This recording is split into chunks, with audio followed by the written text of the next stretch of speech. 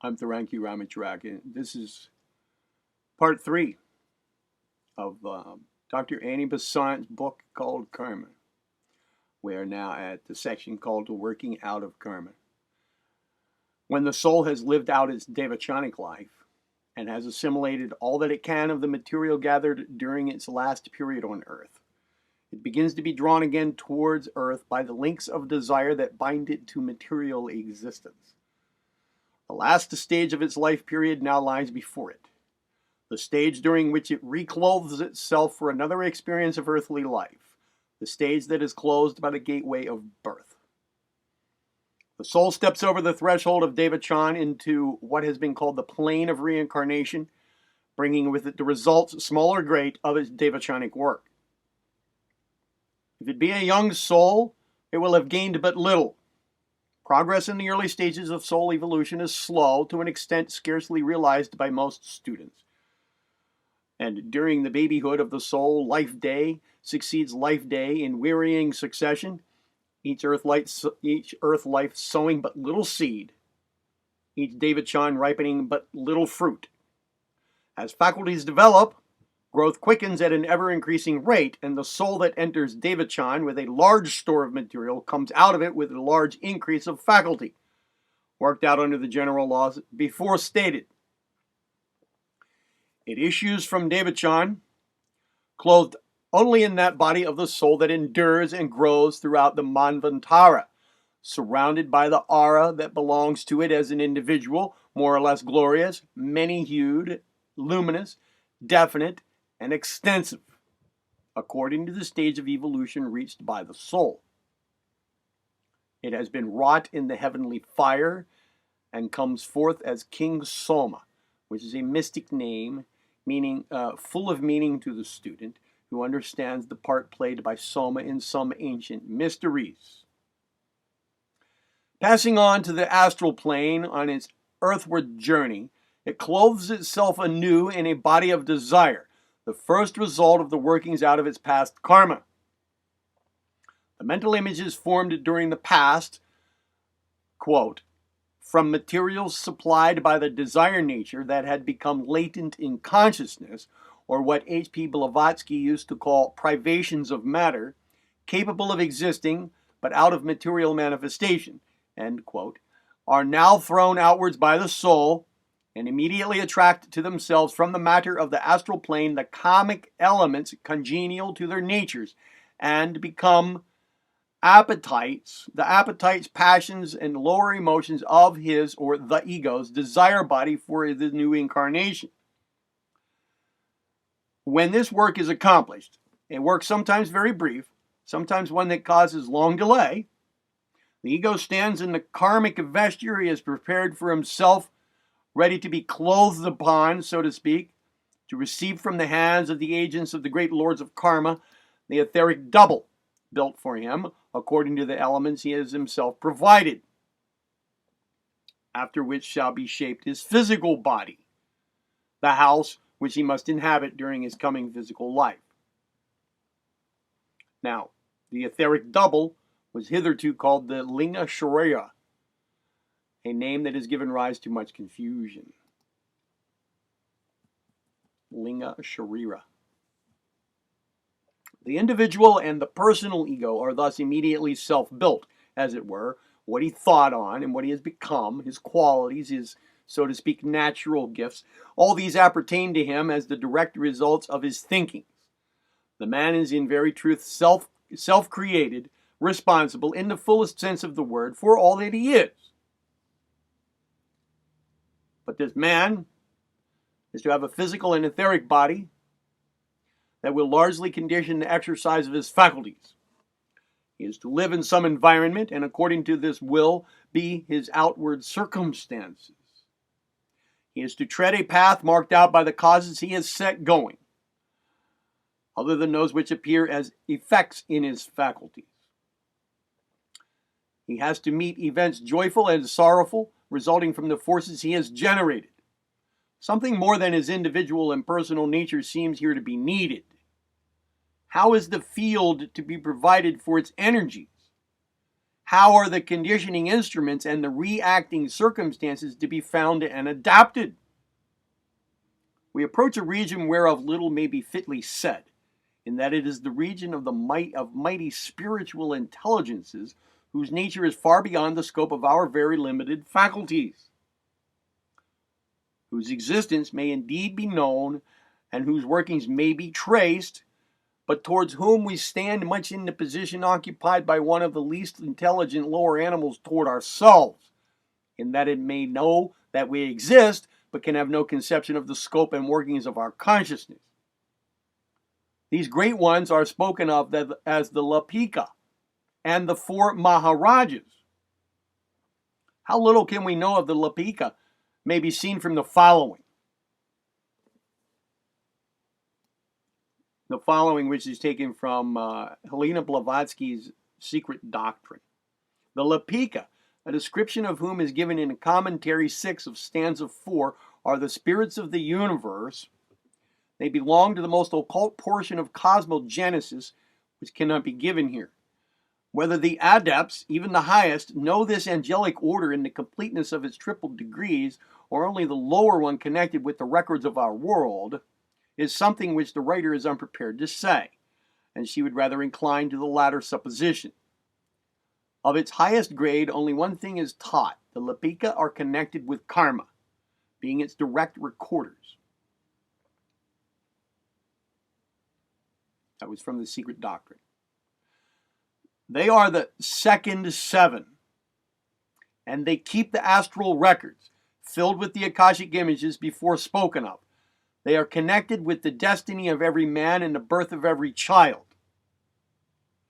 They give the mold of the Linga Sharia, which will serve as the type of the physical body suited for the expression of the mental and passional faculties evolved by the ego that is to dwell therein. And they give it to the four, or to the Maharajas, who are the protectors of mankind and also the agents of karma on earth. Of these, H.P. Blavatsky writes further, quoting the 5th stanza of the Book of Dzyan. 4 winged wheels at each corner for the 4 holy ones and their armies or hosts.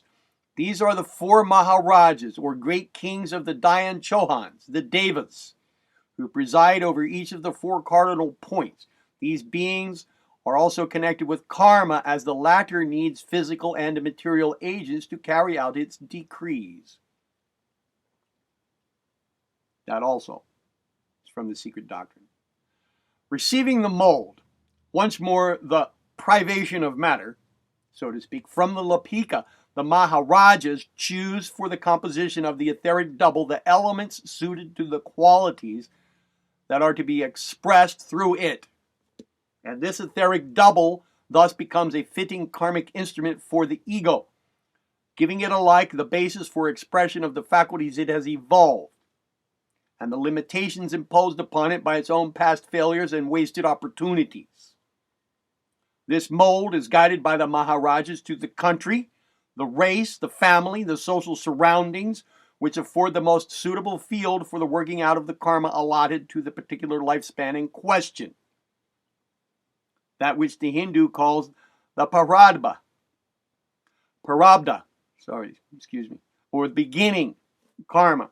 In other words, that is that which is to be worked out in the opening life period. In no one life can the accumulated karma of the past be worked out. No one instrument could be formed. No surroundings could be found suitable for the expression of all the slowly evolved faculties of the ego, nor affording all the circumstances necessary for reaping all the harvests sown in the past, for discharging all the obligations contracted toward other egos with whom the incarnating soul has come into contact in the course of its long evolution. So much then of the total karma as can be arranged for in one life period has a suitable etheric double provided for it, the mold of that double being guided to a suitable field. It is placed where the ego may come into relations with some of such egos with whom it has been related in the past, as are present in or are coming into incarnation during its own life period. A country is chosen where the religious, political, and social conditions can be found which are suitable to some of its capacities and afford the field for the occurrence of some of the effects it has generated. A race is selected, subject, of course, to the wider laws affecting incarnation in races, into which we cannot here enter, of which the characteristics resemble some of the faculties which are ripe for exercise, of which the type befits the incoming soul. A family is found in which physical heredity is evolved, the kind of physical materials which, built into the etheric double, will adapt themselves to its constitution. A family of which the general or special physical organization will afford play to the mental and passional natures of the ego. Out of the manifold qualities existing in the soul, and out of the manifold physical types existing in the world, such can be selected as are adapted to each other. A suitable casing can be built for the waiting ego, an instrument and a field in which some of its karma can be outworked. Fathomless to our short plummet lines as may be the knowledge and the power required for such adaptations, we can yet dimly see that the adaptations can be made and that perfect justice can be done. The web of a man's destiny may indeed be composed of threads that are to us innumerable and that may need to be woven into a pattern of, to us, inconceivable complexity. A thread may disappear. It is only passed to the underside to come to the surface again presently. A thread may suddenly appear. It has only re-emerged on the upper side after a long transit underneath. Seeing but a fragment of the web, the pattern may to our short sight be indistinguishable.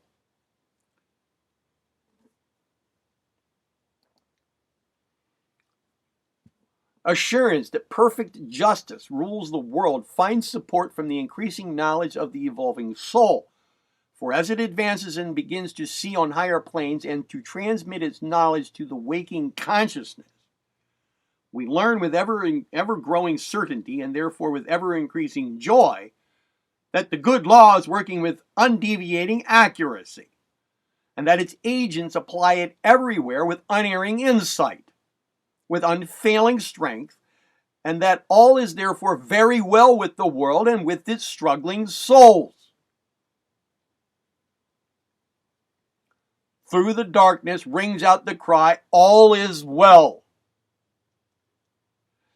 From the watchmen's souls who carry the lamp of divine wisdom through the murky ways of our human city. Some of the principles of the working out of the law we can see, and a knowledge of these will help us in tracing out of causes the understanding of effects. We have already seen that thoughts build character. Let us next realize that actions make environment. Here we have to do with a general principle of far-reaching effect, and it will be well to work it out a little into detail. By his actions, man affects his neighbors on the physical plane. He spreads happiness around him, or he causes distress, increasing or diminishing the sum of human welfare.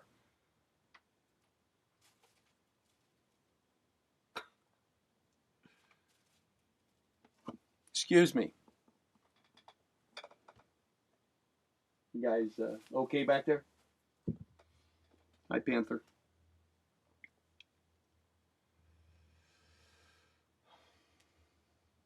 This increase or diminution of happiness may be due to very different motives, good, bad, or mixed.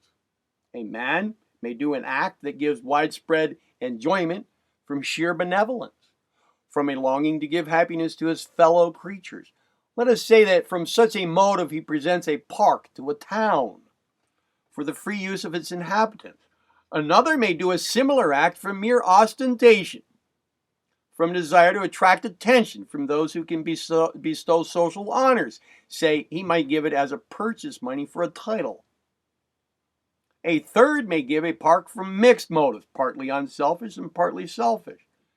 These motives will severally affect these three men's characters in their future incarnations, for improvement, for degradation, for small results.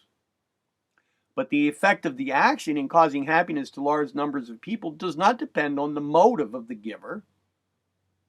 The people enjoy the park equally, no matter what may have prompted its gift, and this enjoyment, due to the action of the giver, establishes for him a karmic claim on nature, a debt due to him that will be scrupulously paid.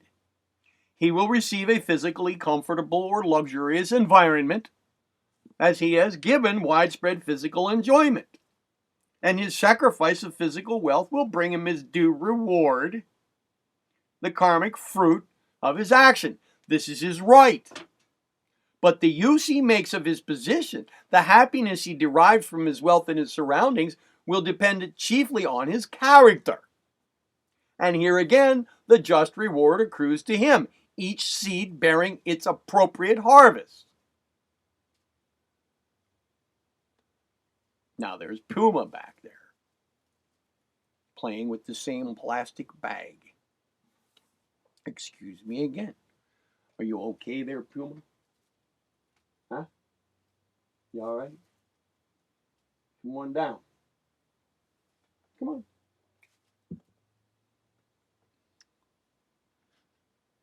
Panther and Puma. All right. I'm back. Service rendered to the full measure of opportunity in one life will produce as effect enlarged opportunities of service in another. Thus, one who in a very limited sphere helped each who came in the way will in a future life be born into a position where openings for giving effective help were many and far-reaching. Again, wasted opportunities reappear, transmuted as limitations of the instrument and as misfortunes in the environment. For instance, the brain of the etheric double will be built defectively, thus bringing in about a defective physical brain. The ego will plan, but will find itself lacking in executive ability, or will grasp an idea but be unable to impress it distinctly on the brain. The wasted opportunities are transformed into frustrated longings, into desires which fail to find expression, into yearnings to help blocked by the absence of power to render it, whether from defective capacity or from lack of occasion. The same principle is often at work in the cutting away from tender care of some well-loved child or idolized youth. If an ego treats unkindly or neglects one to whom he owes affectionate duty and protection or service of any kind, he will but too likely again find himself born in close relationship with the neglected one, and perhaps tenderly attached to him only for early death to snatch him away from the encircling arms. The despised poor relation may reappear as the much-honored heir, the only son, and when the parent finds their house left unto them desolate, they marvel at the unequal ways of providence, so to speak, that deprive them of their only one, on whom all their hopes had been set, and leave untouched the many children of their neighbors. Yet are the ways of karma equal, though past finding out, save for those whose eyes have been opened. Congenital defects result from a defective etheric double and are lifelong penalties for serious rebellions against law or for injuries inflicted upon others. All such arise from the workings of the lords of karma and are the physical manifestation of the deformities necessitated by the errors of the ego, by his excesses and defects in the mold of the etheric double made by them. So again, from their just administration of the law come the inwrought tendency to reproduce a family disease, the suitable configuration of the etheric double and the direction of it to a family in which a given disease is hereditary, and which affords the continuous plasm, so to speak, suitable to the development of its appropriate germs. The development of artistic faculties, to take another type of qualities, will be answered by the lords of karma by the provision of a mold for the etheric double, after which a delicate nervous system can be physically built, and often by the guiding of it to a family in whose members the special faculty developed by the ego has found expression, sometimes for many generations. For the expression of such a faculty as that of music, for example, a peculiar physical body is needed, a delicacy of physical ear and of physical touch, and to such delicacy an appropriate physical heredity would be most conducive. The rendering of service to man collectively, as by some noble book or speech, the spreading of elevating ideas by pen or tongue, is again a claim upon the law, scrupulously discharged by its mighty agents. Such help given comes back as help bestowed on the giver, as mental and spiritual assistance which is his by right. We thus may grasp the broad principles of karmic working, the respective parts played by the lords of karma and by the ego itself in the destiny of the individual. The ego supplies all the materials, but the materials are used by the lords or by the ego, respectively, according to their nature. The latter builds up the character, gradually evolves itself, and the former build the mold that limits, choose the environment, and generally adapt and adjust in order that the good law may find its unerring expression despite the clashing wills of men. And now the next section, facing karmic results.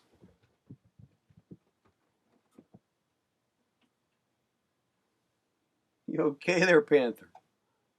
Yeah? Facing karmic results.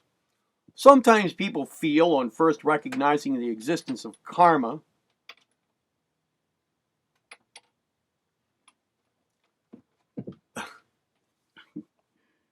making quite a bunch of noise back there.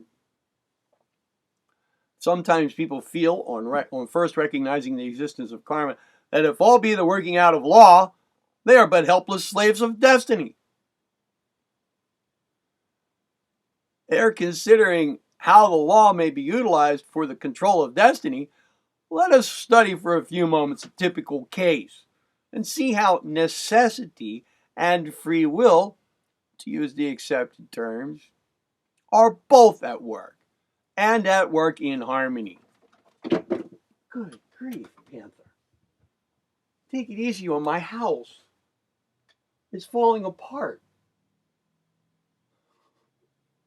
And you're helping it to fall apart.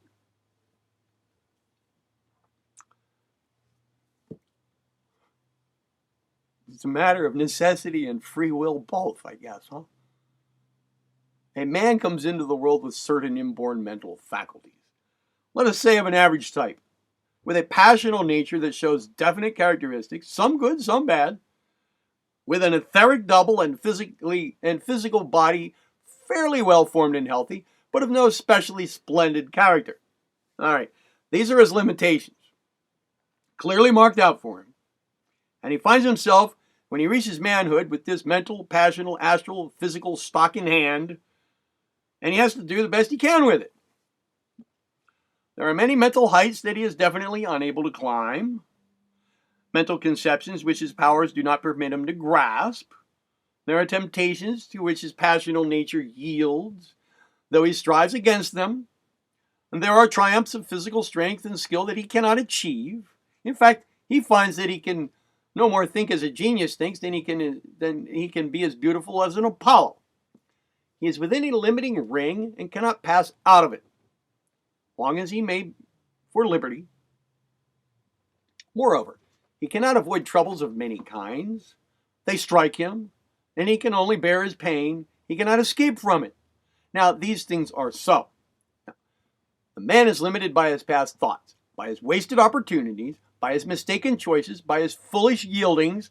He is bound by his forgotten desires, unchained by his errors of an earlier day.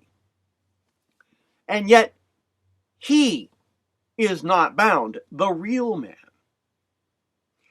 He who made the past that imprisons his present can work within the prison house and create a future of liberty. Nay, let him know that he himself is free, and the fetters will crumble away from his limbs, and according to the measure of his knowledge will be the illusoriness of his bonds. Now, this is very important for us, right? This comes in very handy. And if I relate this to our present day concerns over, let's say, what we call a war on consciousness, which is perhaps what led you to this playlist on my channel here in YouTube, this becomes very important kind of material.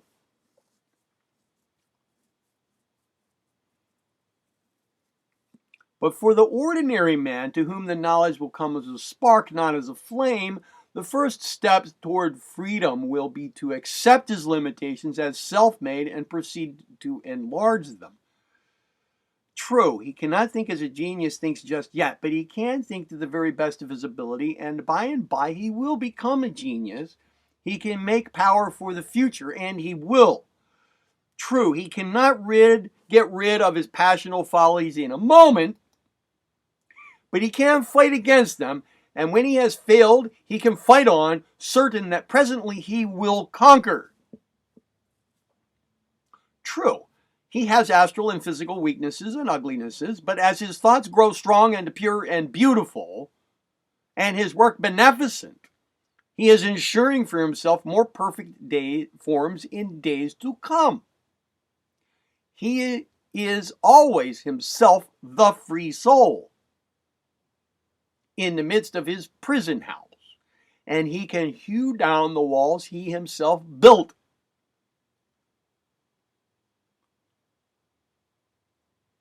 He has no goaler save himself.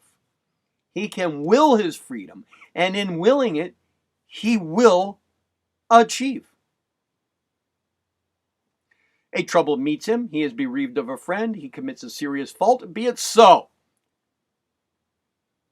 He, as we might say, sinned as thinker in the past, he suffers as actor in the present. But his friend is not lost.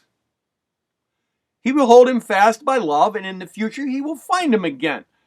Meanwhile, there are others around him to whom he can give the services he would have showered on his beloved. And he will not again neglect the duties that are his, and so sow seed for similar loss in future lives. He has committed an open wrong and suffers its penalty, but he thought it in the past, else he would not have wrought it now. He will patiently endure the penalty he purchased by his thought, and will so think today that his tomorrows shall be free from shame. These are all very good hints, and should let us know that all that we have been doing in this playlist so far, if you have been doing the work, is in accordance with the way things actually work. I meant to point out at the outset of this playlist, and perhaps even in the former playlist, Personal Evolution Part 2, that everything I present here, all the work that I present, runs in accordance with universal and mental laws of operation, as well as natural ones.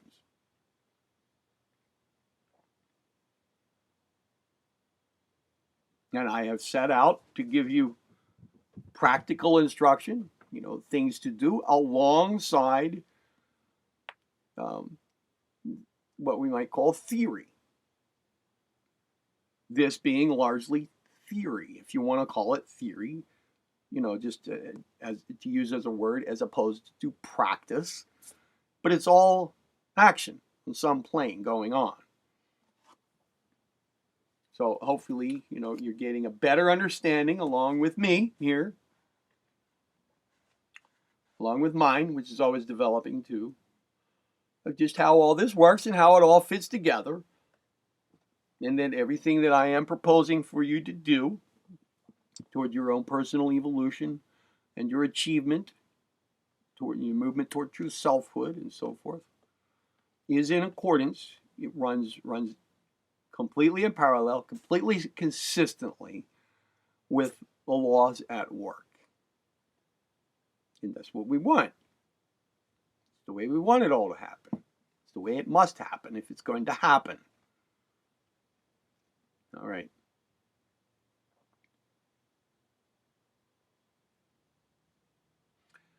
Into what was darkness has come to him a ray of light.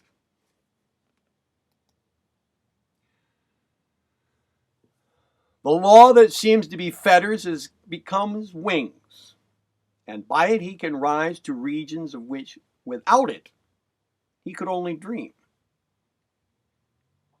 Now the next section, building the future.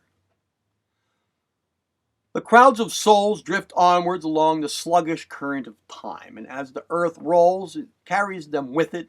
As globe succeeds globe, they too pass on. But the wisdom religion is anew proclaimed to the world, that all who choose may cease to drift, and may learn to outstrip the slow evolution of the worlds. The student, when he grasps something of the meaning of the law, of its absolute certainty, of its unerring exactitude, begins to take himself in hand and actively to superintend his own evolution. Excuse me again. Hey, Panther. I need to move something so that she stops making a lot of noise with it while I'm recording here.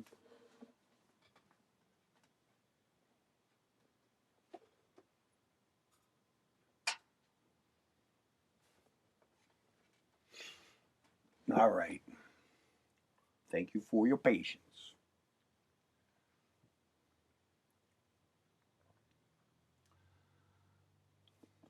Superintending one's own evolution. That's what we're doing here with this.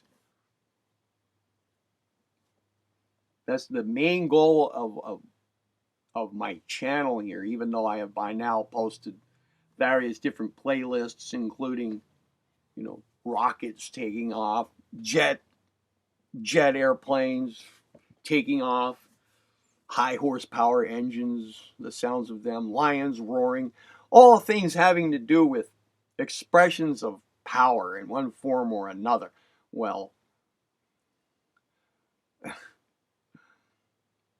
the power that we have, the power of will to superintend our own evolution, is perhaps, for us, once we realize the true nature of that power and our connection with it, is perhaps one of the most powerful things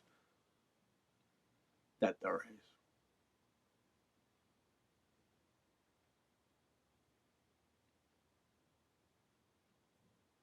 He scrutinizes his own character then and proceeds to manipulate it, deliberately practicing mental and moral qualities, enlarging capacities, strengthening weaknesses, supplying deficiencies, and removing excrescences. Knowing that he becomes that on which he meditates, he deliberately and regularly meditates on a noble ideal. For he understands why the great Christian initiate Paul bade his disciples to think on the things that are true, that are honest, that are just, and that are pure, and that are lovely, and are of good report. Daily he will meditate on his ideal. Daily he will strive to live it, and he will do this persistently and calmly.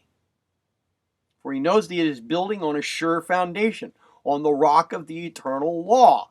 Now, I want to stop here for a moment and interject. When you did your work,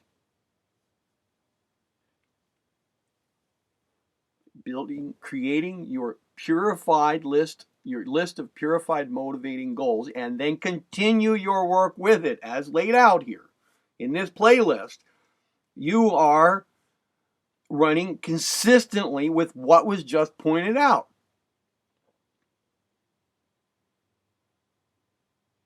remember I said that list of motivating goals and what we continue to do with it regularly and persistently is the foundation for everything else.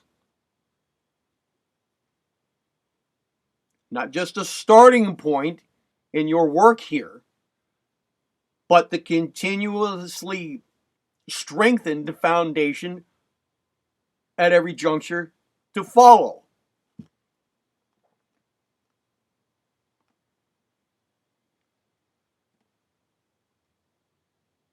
He appeals to the law. He takes refuge in the law. For such a man, failure doesn't exist anymore. There is no power in heaven or on earth that can bar his way. During earth life, he gathers his experiences, utilizing all that comes in his way, and during Devachan, he assimilates them and plans out his future buildings. Herein lies the value of a true theory of life, even while the theory rests on the testimony of others and not on individual knowledge, for this point, for him. When a man accepts and partially understands the working of karma, he can at once begin this building of character, setting each stone with deliberate care, knowing that he is building for eternity. There is no longer hasty running up and pulling down, working on one plan today, on another tomorrow, on none at all the day after that. But there is a drafting of a well thought out scheme of character, as it were, and then the building according to the scheme, for the soul becomes an architect as well as a builder, and wastes no more time in abortive beginnings. This is another way to state what we're doing here in our personal evolution and achievement work.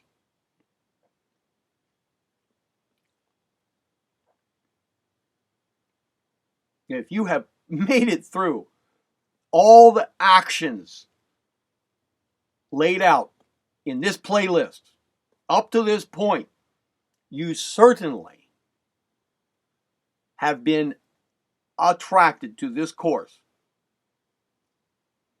by your own past doings, your own past thoughts.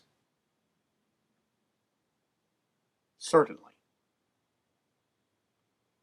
It was part of your karmic trend.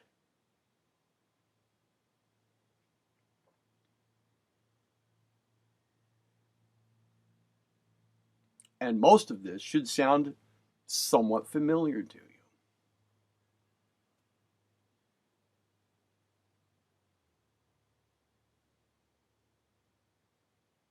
Hence, the speed with which the later stages of evolution are accomplished, the striking, almost incredible advances made by the soul, made by the strong soul in its manhood.